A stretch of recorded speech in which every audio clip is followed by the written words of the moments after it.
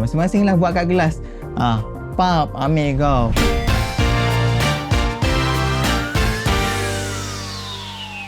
Assalamualaikum, selamat datang ke Amrish TV. Okey, kalau aku tanya korang pasal obses lah kan, benda apa yang terlintas dekat fikiran korang?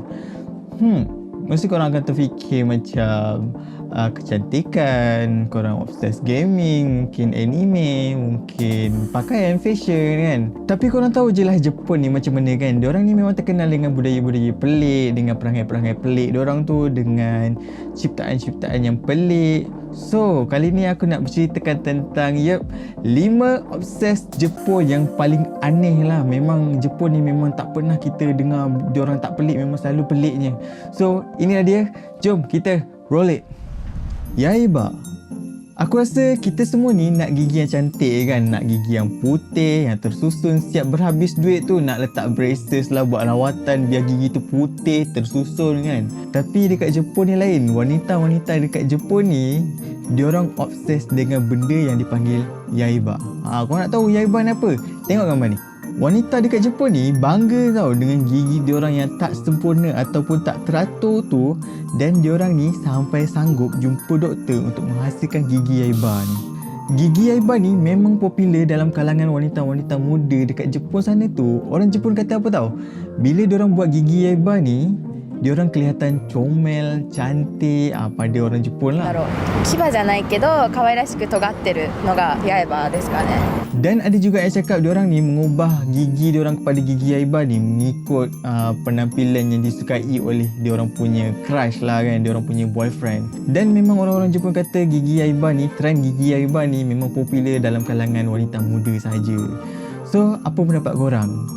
Diorang bangga tau dengan gigi diorang yang tak teratur, yang sengit-bengit tu. Kita ni belum-belumba nak gigi terus susun putih kan. So, kalau korang nak try ke gigi yaiba ni, komen kat bawah. Menjilat bola mata. Dengar je macam dah pelik sangat kan, apatah lagi orang yang buat benda tu. Benda ni memang benda yang gila yang diamalkan dekat sekolah-sekolah Jepun. Korang boleh tengok dekat YouTube Jepun ada. Kalau korang nak tengok macam mana Jepun obses dengan menjilat bola mata ni, korang boleh pergi ke YouTube Jepun, ke manga pun ada, manga, anime aku tak sure. Kalau dekat Malaysia, kita ni nak tunjukkan kemesraan kita dengan bersalam, dengan berpelukan kan. Tapi dekat Jepun ni lain sikit. Aku rasa bukan sikit, banyak lainnya. Ya Allah. Diorang ni nak tunjukkan kemesraan diorang dengan menjilat mata kawan diorang tu. Ada laman web nama dia Navamatome, aku tak sure sebutan dia macam mana, yang menyatakan bahawa 1/3 daripada pelajar 12 tahun mengaku pernah buat benda ni, dan benda ni memang merupakan satu masalah besar. Guru-guru dekat Jepun ni melaporkan ramai pelajar yang mengalami ketulan dekat mata tu sebab jangkitan daripada diorang menjilat bola mata tu. Dan diorang menggunakan penutup mata untuk menutup diorang punya kesan jangkitan ketulan tu lah. So kalau korang tengok drama ke apa kan, kadang-kadang ada orang tutup macam sebelah macam London ni kan. Korang tahulah kenapa. So aku nak tahulah juga kan, kalau di antara korang ni ada orang Jepun ke, memang menetap kat Jepun ke, macam geng Jepun. Kalau korang tengok video ni, aku nak tahu budaya ni memang diamalkan sampai sekarang ataupun dulu je, sekarang dah tak ada dah budak-budak sekolah buat benda ni, budaya ni, menjilat bola mata ni. So, kalau ada daripada Jepun ke apa, kalau korang ada pengetahuan tentang benda ni still ada sampai sekarang ke, aku nak tahu, korang boleh komen kat bawah. Aku serius lah, aku nak tahu sangat-sangat benda ni sebab benda ni macam benda rare tau, macam benda Jepun je yang buat benda ni. So, aku nak tahu sangat. Kepala bagel. Kalau dekat Malaysia, tattoo dengan tindik ni macam benda biasa lah kan. Kalau yang bertattoo orang bukan Islam ada je kat Malaysia yang bertattoo kan. Yang bertindik ni ramai je perempuan-perempuan yang bertindik, yang bukan Islam bertindik kan. Tapi dekat Jepun ni, dia orang obses dengan benda yang dipanggil kepala bagel, ataupun aku boleh cakap kepala donat. Kepala bagel ni dilakukan dengan menyuntik air garam ke dalam dahi sambil menekan-nekan dengan ibu jari. Budaya ni dah lama dah. Dia start daripada 1999 dan sampailah sekarang still ada budaya ni diamalkan oleh orang-orang Jepun. Dan satu lagi fakta, nak buat kepala bagel ataupun kepala donat kat dahi ni bukan murah. Dia memakan kos, tapi dia punya efek je hanya bertahan 24 jam sahaja.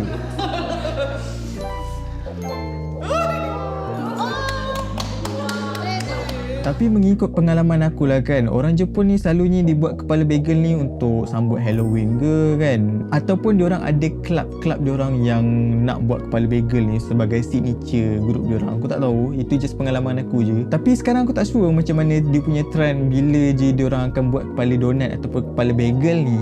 Tapi kalau korang ada pengalaman jumpa orang kepala bagel dekat Jepun sana tu, boleh komen kat bawah. Aku aku memang nak tahu cerita-cerita korang, experience korang bila jumpa dengan orang-orang bagel ni. Orang-orang bagel, orang yang berkepala berdahi bagel, berdahi donat ni. Punggung hamster.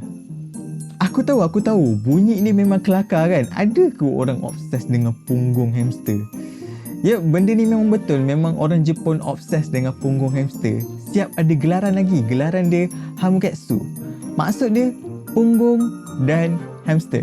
Nak lagi pelik, diorang ni siap buat buku lagi tentang Hamuketsu ni ataupun punggung hamster ni, dan sudah terjual sebanyak 40,000 naskah buku tentang Hamuketsu ni. Diorang ni siap ada komuniti lagi tau. Komuniti dekat Facebook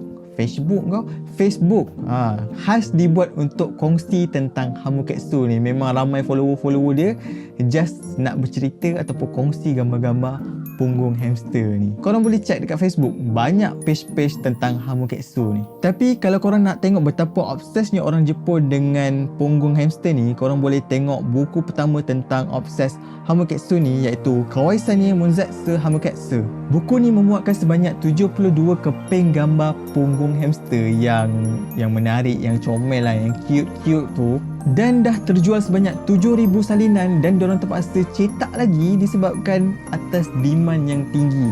Means ramai gila yang minta untuk buku tu dicetak lagi, dibuat lagi sebab diorang nak beli, sebab obsesnya Jepun ni dengan punggung hamster. Kalau korang macam mana? Ada ke obses dengan punggung hamster? Kalau obses dengan hamster tu okey lah, hamster, sebab keseluruhannya hamster. Ini spesifik punggung hamster je. Apa pendapat korang? Kanco. Benda ni bukan dekat Jepun je popular, tapi dekat Malaysia pun popular sekali tau. Benda yang bernama kanco ni. Kanco ni benda gurauan yang dibuat ketika budak-budak ni, diorang ni kan menyelinap ke belakang member diorang ni dan buat apa tahu? Buat macam ni, tangan macam ni, dan bermulalah aksi cocok punggung member. Gurauan ni boleh dikatakan macam budaya diorang jugalah, sebab gurauan ni dah diterima ramai tapi tak digalakkan lah. But kalau budak-budak yang buat, diorang takkan kena marah. Diorang macam orang-orang dewasa ni yang just anggap benda tu sebagai gurauan je, tak adalah nak kena marah ke apa. Cuba kalau korang buat dekat Malaysia ni, cuba buat dekat ayah korang ke, kat abang korang ke, mau kena penampar sekali. Tapi nak ikutkan pengalaman aku waktu sekolah rendah dulu kan, memang popular tau kanco ni. Memang target dia bila orang panjat meja ke, panjat tangga ke, panjat kursi ke kan, memang start lah tangan macam tu kan, nak cocok, nak sedia ni lah. Tapi waktu kita orang dulu, bukan kanco tau sebutan dia. Dia sebutan dia Hanamichi, tak silap aku. Dan terima kasih lah dekat Naruto, aku rasa benda tu popular sebab Naruto yang start dulu, Naruto yang dah popular kat Malaysia ni kan. Dan sebabkan Naruto, benda tu dah terikut-ikut oleh kita orang lah kan, zaman-zaman kita orang, zaman-zaman Naruto ni. Masing-masing lah buat kat gelas. Pap, ambil kau.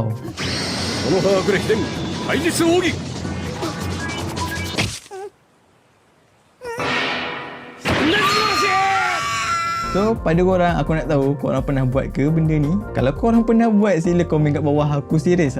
Aku rasa kalau korang cerita pengalaman korang, confirm lagi kelakar daripada pengalaman aku. So, jom kita komen ramai-ramai kat bawah. Apa pengalaman korang? Apa yang korang fikir tentang benda ni? Obses benda ni. So, itulah dia 5 benda pelik yang orang Jepun obses.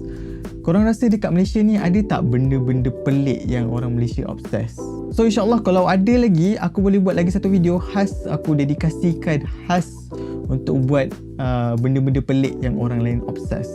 Aku rasa dah tak ada apa-apa aku nak cakap. As always, kalau korang baru sampai kat channel aku ni, baru tengok video aku harap korang boleh consider subscribe, tekan like. Jangan lupa turn on the notification bell supaya korang tak terlepas video-video yang aku post.